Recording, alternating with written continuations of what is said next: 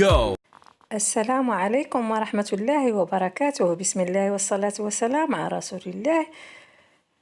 اليوم وصفتنا لعلاج القولون والإمساك معنا الكروية. هذه الكروية هذا النافع البلدي، كل شيء كيعرف النافع البلدي. وكذلك زريعة الكتان الكروية شكلها دايرة بحال الكمون وكيتشابهوا كاع تقريبا كاملين. غادي نطحنوهم، نحمصوهم شي شوية في مقلة ونطحنوهم. هاني خلطتهم دركا كاملين.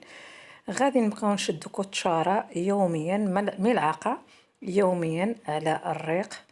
نشربوها الماء، ممكن على الريق ممكن في اي وقت على حسب الالم ديالك انتي. نشربوها مع الماء. الا كان عندنا الحساء ولا حريرة الجيشة ولا السميدة ولا اي حساء نديروها معاه. ما كناش موجدين الحساء ممكن مع الحليب دافئ ولا الماء وبالشفاء. هذه الوصفة رائعة من مجرباتي وبالشفاء.